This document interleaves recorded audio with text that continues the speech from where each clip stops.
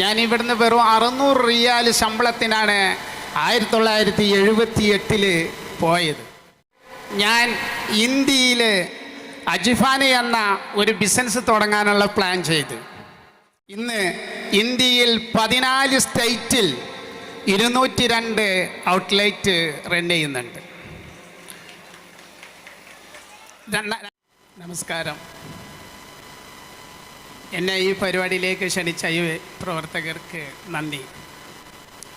പ്രിയമുള്ളവരെ, എനിക്ക് ബിസിനസ് മാത്രമേ അറിയുള്ളൂ, വേറൊന്നും അറിയില്ല.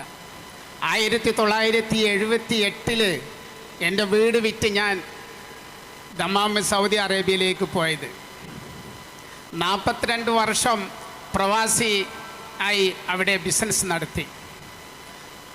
2009 അവിടെ വളരെ മോശമാണെന്ന് കണ്ടപ്പോൾ അവിടുത്തെ ബിസിനസ് കംപ്ലീറ്റ് ഇന്ത്യയിലേക്ക് കൊണ്ടുവരാൻ തീരുമാനിച്ചു. അവിടെ ബിസിനസ് നിർത്തുമ്പോൾ 600 എംപ്ലോയിയും 29 സൂപ്പർ മാർക്കറ്റ് ഉണ്ടായിരുന്നു. ഞാൻ ഇവിടുന്ന് വെറും 600 റിയാൽ ശമ്പളത്തിനാണ് 1978 പോയത്. ഞാൻ 3 ഷിഫ്റ്റ് ഒരു ദിവസം ചെയ്തു. 8 അവർ എന്നുവെച്ചാൽ ഉറക്കമില്ലാതെ 3 ഷിഫ്റ്റ് ഡെയിലി ജോലി ചെയ്തിട്ടാണ് ഞാൻ ബിസിനസ് അവിടെ തുടങ്ങിയത്.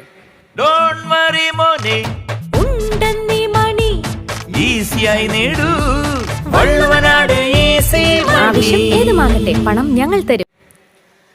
അങ്ങനെ 2013 ആയപ്പോൾ ഞാൻ ഇന്ത്യയിൽ അജിഫാന എന്ന ഒരു ബിസിനസ് തുടങ്ങാനുള്ള പ്ലാൻ ചെയ്തു.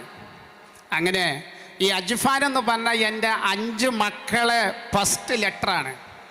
അങ്ങനെ അജിഫാൻ പേരിട്ടതല്ല, ലാസ്റ്റ് പേര് വന്നപ്പോൾ നല്ല ഒരു പേര് കിട്ടി.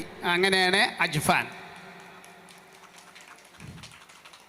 അപ്പോൾ ഈ അജിഫാൻ ആദ്യമായിട്ട് തുറന്നത് കോഴിക്കോട് ചെറുട്ടി റോട്ടിലാണ്. അന്ന് ജനങ്ങൾ പറഞ്ഞു, ഈ വക സാധനമൊന്നും ഇവിടെ പോവില്ല, ഇവിടെ എല്ലാവരും ഈ ബരണ്ടിയിലൊക്കെ വെച്ച് ഇങ്ങനെ 100 ഗ്രാം 50 ഗ്രാം കൊടുക്കുന്ന ഒരു കാലഘട്ടമായിരുന്നു 2013. ഇന്ത്യയിലുള്ള ആളുകൾക്ക് ഞാനാണ് ഡ്രൈ ഫ്രൂട്ട്സ് എന്താണ്, ഡേറ്റ്സ് എന്താണ്, നല്ല ക്വാളിറ്റി ഡേറ്റ്സ് എന്താണെന്നുള്ളത് കാണിച്ചു കൊടുത്തത്. എനിക്ക് 42 വർഷത്തെ എക്സ്പീരിയൻസ് സൗദി അറേബ്യയിലുണ്ടായ ആ മോഡൽ കംപ്ലീറ്റ് ഇന്ത്യയിലേക്ക് ഞാനാണ് കൊണ്ടുവന്നത്.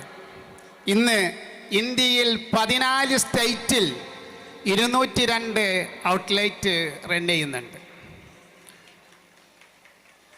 2400 എംപ്ലോയി എൻ്റെ കൂടെ വർക്ക് ചെയ്യുന്നുണ്ട്.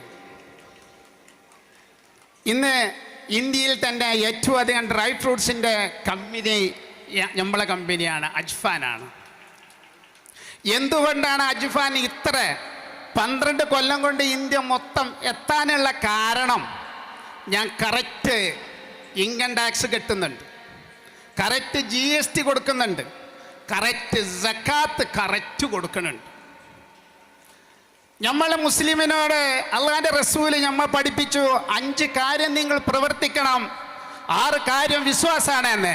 അതിൻ്റെ 3ാമത്തെ കാര്യമാണ് സക്കാത്ത് കൊടുക്കൽ. സക്കാത്ത് കൊടുക്കാതെ നമ്മളെ മക്കൾക്ക് നിങ്ങൾ സമ്പാദിച്ചു വെച്ചാൽ ആ സ്വത്ത് ഒരിക്കലും നിങ്ങളെ കുട്ടികൾക്ക് ഉപകരിക്കാൻ കഴിയൂല. അത് സത്യമാണ്. എന്തുകൊണ്ട്? കണ്ടുപഠിക്കങ്ങള്.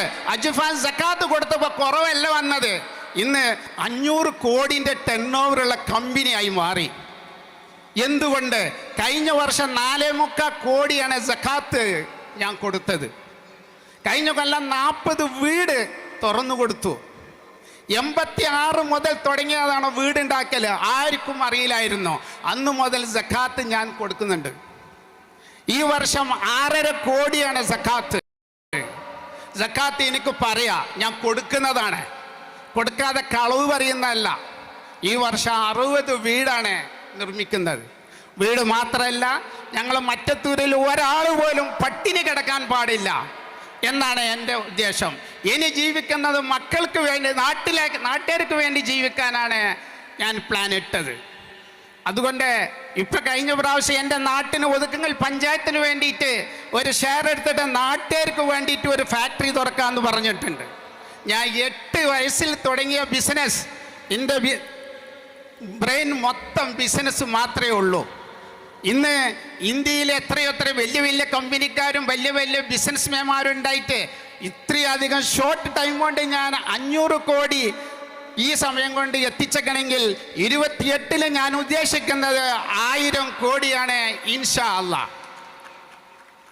ഇതിൻ്റെ ഒക്കെ വരുമാനം നമ്മളെ നാട്ടിലെ പാവങ്ങൾക്കാണ്. അടുത്ത കഴിഞ്ഞ മിഞ്ഞാന്ന് 5 വീട് കൊടുത്തു. അതിൽ ഒരു വീട് കൊടുത്തത് കൊണ്ടോട്ടിയിലാണ്.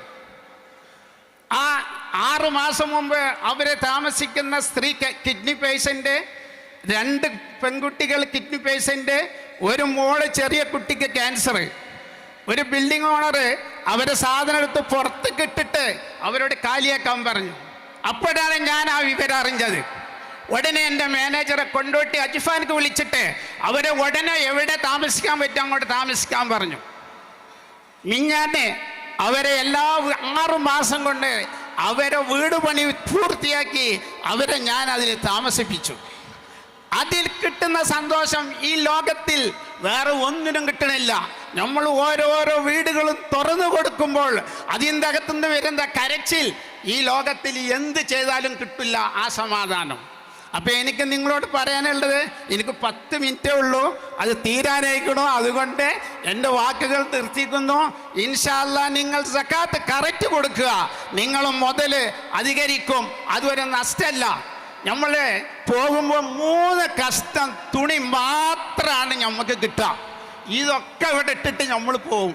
അൽ-കാഫി 46-ാമത്തെ ആയത്ത് പറഞ്ഞു, അൽ മാലു വൽ ബനൂന സീനത്തുൽ ഹയാത്തദ് ദുനിയ ബാഖിയാത്തു സാലിഹാത്തു ഇൻദ റബ്ബിക സവാബും ഖൈറും അമല. ഇതൊക്കെ നിനക്ക് അലങ്കാരമാണ്, ഇതൊന്നും നിൻ്റെതല്ല. നീ പറയും അതിൻ്റെത് അത്ര കോടിൻ്റെത് ഇത്ര കോടിൻ്റെത്. അല്ലാഹ് പറഞ്ഞു അതൊന്നും നിനക്ക് മോനെ കൊണ്ടുപോകാൻ പറ്റൂല. നിനക്ക് കൊണ്ടുപോകാൻ ഖൈർ അമൽ എൻ്റെ കൂടെ ഉണ്ടാവും. അല്ലാത്തതൊക്കെ ഇവിടെ ഇട്ടിട്ട് നീ പോവും. അപ്പൊ എനിക്ക് പറയാനുള്ളത്, സക്കാത്ത് കൊടുക്കുക, പാവങ്ങളെ സഹായിക്കുക, മനസമാധാനം ഉണ്ടാക്കുക എന്ന് മാത്രം ഒരു ഉപദേശം പറഞ്ഞും കൊണ്ട് എൻ്റെ വാക്കുകൾ നിർത്തുന്നു. അസ്സലാമു അലൈക്കും, ഫി അമാനില്ലാഹ്. അൽസലാമ ഐ ഹോസ്പിറ്റൽ 21 ലക്ഷത്തോളം സന്തുഷ്ടരായ ഉപഭോക്താക്കളും 2 ലക്ഷത്തോളം തിമിര ശസ്ത്രക്രിയകളും പൂർത്തിയാക്കിയ മലബാറിലെ ഏക കണ്ണാശുപത്രി. ലോകോത്തര നിലവാരമുള്ള ചികിത്സാ സംവിധാനങ്ങൾ, എല്ലാ നേത്രരോഗ ചികിത്സാ സൗകര്യങ്ങളും വിദഗ്ധരായ ഡോക്ടർമാരുടെ മേൽനോട്ടത്തിൽ. Al Salama eye hospital, hospital road, Perinthalmanna.